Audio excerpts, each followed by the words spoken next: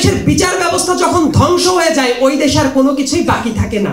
ছাত্রলীগের একটা ইউনিয়ন লেভেলের একটা পান্ডা, এমন মানুষও কোনোদিন কোর্টের দ্বারা তার বিচার হয়ে তাকে জেলে পাঠানো হয়েছে এমন নজির দেখেছেন বিগত দিনগুলোতে?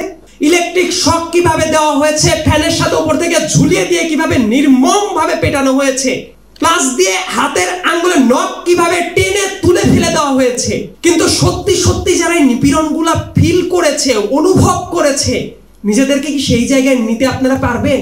তারা তাদের পরিবারের আপনজনদের কাছে শেয়ার করতে চায় না কি ধরনের নিপীড়ন চালানো হয়েছে। যে মুহূর্তে মারা যাওয়ার মতো অবস্থা হচ্ছে, কিছুক্ষণের জন্য বিরতি দিয়ে আবার তাদেরকে পেটানো হচ্ছে। রাতের ভোটের কথা শুনেছেন, কিন্তু কোর্টের যে কালচারটা শুরু হয়েছিল রাতের বিচার, রাত 8টা 9টা 10টা 11টা 12টা পর্যন্ত একেবারে গণহারে সবাইকে জেলে পুরে দেওয়ার জন্য জাজদেরকে এই বিচার ব্যবস্থা চালু করতে হয়েছিল। টোকেন বিচার ব্যবস্থা হলো একজন মানুষ যখন কোর্টে উঠছে, ওঠার পর উনি জামিন পাবেন কি পাবেন না এইটা ডিপেন্ড করতো আইন মন্ত্রণালয়ের কোনো এক সচিবের চিটের মাধ্যমে। এমনকি সেই দলীয়করণের স্ট্রাকচারটা কিন্তু আনফরচুনেটলি এখনো ভাঙা হয় নাই। এখনো আপনারা সুপ্রিম কোর্টের হাইকোর্ট ডিভিশনের দিকে তাকান, একেবারে বিগত স্বৈরাচারের ডিরেক্ট দালাল এমন বিচারক এখনো বসে আছেন। যে বিগত দিনগুলোতে পুলিশি নিপীড়ন কিভাবে চলেছে, গায়েবী মামলা। গায়েবী মামলার ব্যাপারটা এইরকম, আমি মোটামুটি যদি একটু ব্যাখ্যা করি। ধরেন এই মুহূর্তে নয়াপল্টনে ডিবি হারুন, মানে ভাতের হোটেলের হারুন যাকে বলেন আপনারা, কোন একটা পটকা ফোটাবে। পটকা ফোটানোর পরে উত্তরা থেকে রাজনৈতিক নেতাকর্মী যারা আছে তাদেরকে গ্রেপ্তার করবে। সেই গ্রেপ্তার করার বেসিস কি গায়েবী মামলা। ওই যে পটকা ফুটলো এটার একটা চমৎকার শিরোনাম দিবে এবং ওই সময় সময় টিভি, 71 টিভি, ডিবিসি তাদেরকে দেশের সবচেয়ে বড় সন্ত্রাসী হিসেবে আখ্যা দিবে এবং এই গায়েবী মামলাতে 500 মানুষকে আটক করবে, আরো 500 মানুষকে ঘরছাড়া করে ফেলবে। গায়েবী মামলা এত চূড়ান্ত লেভেলে চলে গিয়েছিল যে দেশে যারা ন্যূনতম বিরোধী মতের লোক আছে তারা কেউ শান্তিতে ঘরে থাকতে পারতো না। শাহবাগ থানার যে গারদটা আছে ওই জায়গায় 8 দিন থাকলে মানুষ মেন্টালি ট্রমাটাইজড হয়ে যায়। তাহলে একবার চিন্তা করেন তো, যে মানুষগুলো 8টা বছর আয়না ঘরে ছিল, বাইরের দুনিয়া থেকে পুরোপুরি বিচ্ছিন্ন ছিল, সেই মানুষগুলো কি আর কোনোদিন নর্মাল লাইফে ব্যাক করতে পারবে? এবং পুলিশ যে কাজটা করতো, টর্চারের যে বর্ণনাটা, তারা দেখেন এতটাই ট্রমাটাইজ, শুধু বলছে আমাদের কোন নিপীড়ন চালানো হয়েছে, কিন্তু নিপীড়নটা কোন স্কেলে চালানো হয়েছে সেটা দেখবেন কেউ বলতে চায় না, কেউ বলতে পারে না। আমাদের কাছে কিছু ছবি ছিল যখন নিপীড়নগুলো চালানো হয়েছে, ডিবি অফিসে নিয়ে, সিআইডি অফিসে নিয়ে, বিভিন্ন কাস্টডিতে নিয়ে, সেই বর্ণনা সম্ভবত ওই মানুষগুলো ভুলে যেতে চায়। তারা তাদের পরিবারের আপনজনদের কাছে শেয়ার করতে চায় না কি ধরনের নিপীড়ন চালানো হয়েছে, ইলেকট্রিক শক কিভাবে দেওয়া হয়েছে, ফ্যানের সাথে উপর থেকে ঝুলিয়ে দিয়ে কিভাবে নির্মম ভাবে পেটানো হয়েছে, প্লাস দিয়ে হাতের আঙ্গুলে নখ কিভাবে টেনে তুলে ফেলে দেওয়া হয়েছে। এমনকি রিমান্ড নিয়ে আমি অনেক মিম পেজগুলোতে দেখি, বলে যে ডিমের দাম বাড়ানো উচিত না, থানার পাশ থেকে ডিম কেনা উচিত হবে না, এগুলো নিয়ে মানুষ মজা করে। কিন্তু সত্যি সত্যি যারা এই নিপীড়নগুলা ফিল করেছে, অনুভব করেছে, নিজেদেরকে কি সেই জায়গায় নিতে আপনারা পারবেন?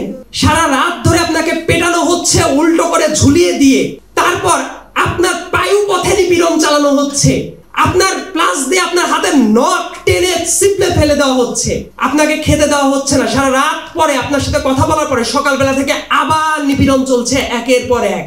যে মুহূর্তে মারা যাওয়ার মতো অবস্থা হচ্ছে, কিছুক্ষণের জন্য বিরতি দিয়ে আবার তাদেরকে পেটানো হচ্ছে মিথ্যা স্বীকারোক্তির জন্য। ওই যে মানুষটা ছিল উত্তরায়, একটা পটকা ফোটাইলো ডিবির হারুন পল্টনে, ওইটার অপরাধ এবং ওইটা করার জন্য কমান্ড দিয়েছে মিস্টার অমকে, এইটা প্রুভ করার জন্য। এবং এই টেস্টিমনির পর ভিত্তি করে তাদেরকে কোর্ট থেকে বিচার করা হইতো। আমি অবাক হয়ে লক্ষ্য করি, আমাদের মানুষ বলে যে বিচার ব্যবস্থা হলো একজন নিপীড়িত মানুষের জন্য সর্বশেষ একটা স্তর দেশের ভেতরে বিচার পাওয়ার জন্য। আওয়ামী আমলে বিশেষ করে 2018 সালের ইলেকশনের পরে একটা ট্রেড ছিল, তাদের যত ধরনের নিপীড়ন করত তারা সব জুডিশিয়াল প্রসেসের মাধ্যমে করত। যে কথাটা অনেকেই বলে না, এই আন্দোলনের টাইমেও আমরা বলতে পারি নাই কন্টেম্প অফ কোর্টের জন্য। ঢাকা সিটির মেয়র যে ছিলেন তাপস, উনি একজন চিফ জাস্টিসকে একেবারে হটিয়ে দিয়েছেন, গর্বের সাথে ওপেনলি বলার চেষ্টা করত। দেশের বিচার ব্যবস্থার সর্বোচ্চ ব্যক্তি তিনিও ন্যায় বিচার পান নাই এবং তাকে হটিয়ে দিয়েছেন শেখ ফজলে নূর তাপস। এইটা মিডিয়াতে বলার পরেও কেউ তাকে চোখে আঙ্গুল দিয়ে দেখিয়ে দেওয়ার সাহস পায় নাই। এইটা ছিল আমাদের স্বাধীন বিচার ব্যবস্থা। এবং এই বিচার ব্যবস্থার ভেতর দিয়ে যেসব রাজনৈতিক কর্মীরা গেছে, রাতের বিচারের কোনো কথা শুনেছেন? 2023 সালে যেমন একটা ক্র্যাকডাউন চলে 28 অক্টোবরের পরে, ঠিক ইলেকশনের আগাগ দিয়ে মানুষের রাতের বিচার, রাতের ভোটের কথা শুনে আপনারা অনেকেই অভ্যস্ত, রাতের ভোটের কথা শুনেছেন, কিন্তু কোর্টের যে কালচারটা শুরু হয়েছিল রাতের বিচার, রাত 8টা 9টা 10টা 11টা 12টা পর্যন্ত একেবারে গণহারে সবাইকে জেলে পুরে দেওয়ার জন্য জাজদেরকে এই বিচার ব্যবস্থা চালু করতে হয়েছিল। কাদের জন্য? আমি বলি এই বিচার ব্যবস্থা ছিল টোকেন বিচার ব্যবস্থা। টোকেন বিচার ব্যবস্থা হলো একজন মানুষ যখন কোর্টে উঠছে, ওঠার পর উনি জামিন পাবেন কি পাবেন না এইটা ডিপেন্ড করত আইন মন্ত্রণালয়ের কোনো এক সচিবের চিটের মাধ্যমে। ছোট্ট একটা চিট পাঠানো হতো, সেই চিটে যা লেখা থাকতো তার বাইরে রায় দিতে পারতো না। একটা দেশের বিচার ব্যবস্থা যখন ধ্বংস হয়ে যায়, ওই দেশে আর কোনো কিছুই বাকি থাকে না।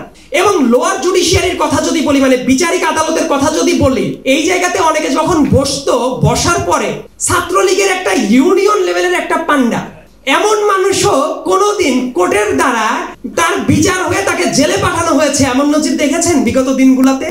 বিচার বিভাগ টপ টু বটম, একজন চিফ জাস্টিস থেকে শুরু করে সুপ্রিম কোর্ট এবং বিচারিক আদালত, প্রত্যেকটা জায়গায় দলীয়করণ করে ফেলা হয়েছিল। এমনকি সেই দলীয়করণের স্ট্রাকচারটা কিন্তু আনফরচুনেটলি এখনো ভাঙা হয় নাই। এখনো আপনারা সুপ্রিম কোর্টের হাইকোর্ট ডিভিশনের দিকে তাকান, একেবারে বিগত স্বৈরাচারের ডিরেক্ট দালাল এমন বিচারক এখনো বসে আছেন। অ্যাটর্নি জেনারেলের অফিসে এএজি ডিএজি হিসেবে যারা নিয়োগ পেয়েছে, তাদের ভেতরে আগের আমলের বেনিফিশিয়ারি যারা ছিল তারা বসে গেছে। এই যে কালচারটা হলো, তাহলে কি দেশের মানুষের বিচার ব্যবস্থা পাওয়ার আর কোনো জায়গাটা থাকে?